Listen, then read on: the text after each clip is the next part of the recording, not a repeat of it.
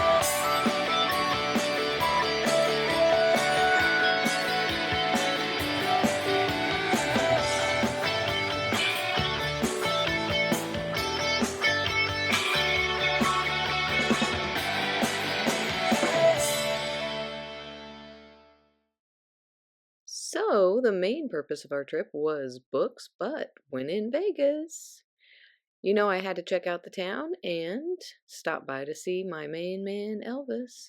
You would think there would be a lot more Elvis memorabilia. There wasn't. We went down here to the Westgate Hotel and saw a little bit. Kind of disappointed that there wasn't more.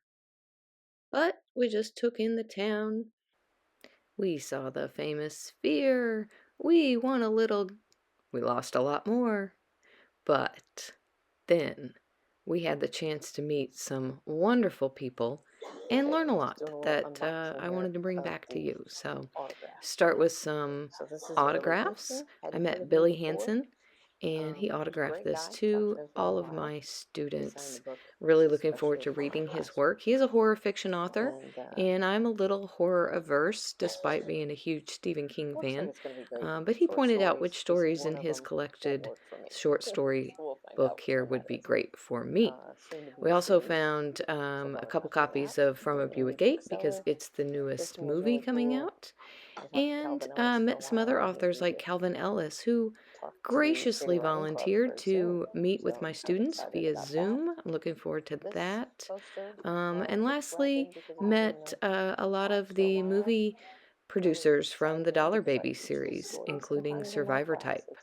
And if you've read that story, you'll know this quote, "You are what you eat." Kind of a cautionary tale, if I do say so.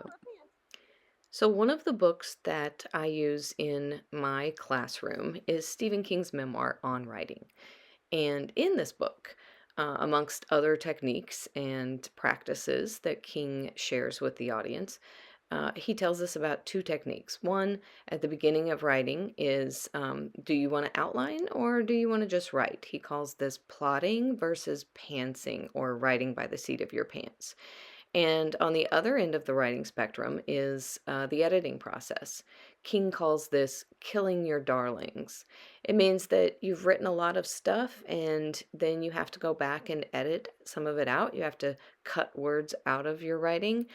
Can be pretty brutal, and, a homage to his genre fiction, I think, as well there. So one of the things I wanted to do on this trip was meet with some of the other King fans and indie authors that were at the conference and ask them, are you a plotter or a pantser? And what's that process of killing your darlings like for you? And this is what they told me. I was very grateful to meet with each of them.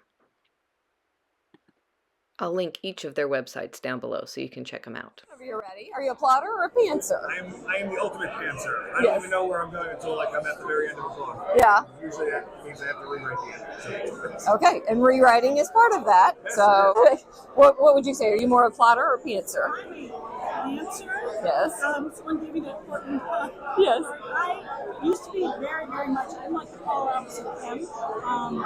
And I'm very type A. I used to just have a full skeleton, but I I found that it was making the fiction feel forced in some cases. So even though I do know where the story begins and I know where it ends, everything else I kind of just jump on the car and let it drive itself. And the stories comes out that way.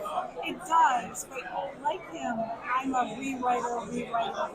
So I'll write a page, I will rewrite the page, so I edit as I go, and so that helps as well. Okay.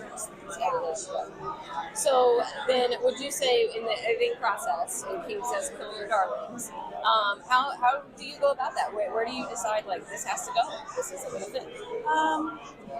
Because they are darlings, right? I mean, like, I wrote those words, and I want them, and I love them. Yeah. And then I think Jans was saying in the talk in there, you may have a magazine article that says, no, it's 2,000 words.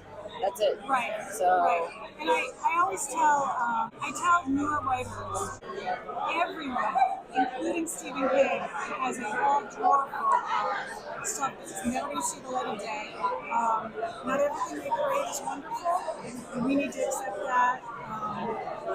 And I think that helps with growth as well. When you submit things and you're getting rejection after rejection, it helps you realize that we need to, everyone can improve, right? Right. So, Once you get better at it, you go back and look at those old things and kind of cringe a little, maybe. Or, yeah, you can like burn myself. Yes. Or just be glad, that process brings out the art that it brings. Yeah. For sure. Yeah. Yeah, I'm basically the same thing. I mean, if it doesn't ring true and I'm editing it, I'll cut it out, or I'll sometimes cut out whole sections and make myself feel better. I have an ongoing Word document that I paste all that stuff on, so I still have it somewhere, even if it's a sentence. I may like the way it's phrased, and I'll just slide it over there, for later. and I'll cannibalize it from there. And that feels a little bit like you're not killing your darling, you're I'm just setting putting them in aside. stasis. Yeah, Yes. they're being grounded for a while. Yeah, I love it. Are you a plotter or a pantser? I do a little bit of both. So I start with a beginning and an end. So I sort of have an idea of where I want to go, and then I pants it the rest of the way through. So I just let everything go through. I do write a lot of mystery, and so you have to. There's a little bit of plotting that's required in that. But mostly, I just fly by the seat of my pants. You're trying to find that flow state, so never get in the way when it hits. Absolutely. It's the saddest part, but you do have to kill your darlings. Usually what I'll do is try to figure out what I was trying to say, and then figure out if there's somewhere else that'll fit. If it won't fit specifically, like the exact wording, I'll find another place for that somewhere else. So, like let's say I've got one really beautiful thing of prose on trees, but it doesn't fit in that thing. I'll just chop that out, put it in a note folder, and then next time I'm writing something about trees, I'll try to like work that in. Do you organize that at all, or do you just let it keep flowing? I let it keep flowing. So usually I'll just copy and paste, and then I write in Scrivener usually, and there's some good file systems there. And so I'll put it into a note folder, and then when I'm done writing something, I'll go through and see if there's anything. Oftentimes I'll find those darlings, and it'll just inspire a whole new story. I love that. I love the idea of keeping them as your darlings. You keep them on life support, so you don't fully kill them. You put your darlings on life support. But yes, so first question, would you consider yourself a plotter or a pantser? I am definitely a pantser. I have plotted 2 stories, 2 books, and they actually went really well. The pantsing is kind of dangerous and can lead you to a lot of wasted words, but then that's where the editing comes in, right? But often the pantsing leads you to do things that would not have happened otherwise. And I love for my characters to be in control. That assures that I stay out of the way because they're more interesting than I am. So if I stay out of the way and I let them take control, I feel like that's going to be the best version of the story. Okay, so I think King says this. He says, write with the door closed and then edit with the door open. And when I write, another writer, Joe R. Lansdale, who's friends with King, and I think Joe Lansdale might have been the template for Stu Redman in The Stand, by the way. Anyway, he says that write like everybody you know is dead. And I think that's a really good piece of advice. It's like, don't worry about your teacher when you write. Don't worry about your family when you write, your friends, whatever. Just lose yourself in the story. But then when you open that door, somebody is going to read it. Your teacher's going to read it, your friends, whatever. And then you've got to keep the reader in mind, and you have to really figure out, okay, have I communicated this clearly? Have I communicated it too clearly? Have I been a little redundant? And then you need to develop that objectivity, because that's how the story is going to reach its most shining iteration. If you truly are committed to the story, if you truly love those characters, then you want them to be existing in a version that is the best version of themselves and the best version of the story. So really, even though you're like cutting your own words, you're taking out paragraphs, maybe even whole sections, what you're doing is honoring the characters that you've created. And so I think that's the approach I take. Sorry. Yes. Plotter or pencil? I am a plotter. I like to have everything plotted out so that when I'm actually writing my book, I can just focus on the best prose, the characterization, all that stuff, and I don't have to lose sleep over what's going to happen next. I already know. So definitely a plotter. Yeah. So I just wrote a book where the editor asked me to do a pretty major change that was definitely killing my darlings, and what I do typically is I just try and find a middle ground. As my personal opinion is like, what are they trying to achieve by making those changes, and how can I still keep the book that I want to write? So I usually try and figure out a way to kind of accomplish both goals. But yeah, sometimes you need somebody to tell you like, that one particular or two particular darlings need to be killed for you to really see it from like another person's perspective. And the other thing that you remember is sometimes as the writer, you're a little too close to your writing or your story. So sometimes it's nice to hear from somebody else. If you didn't have this, I think it would be a better overall book. And a lot of times they're right. So Do you tend to save those pieces for another story another time? Or?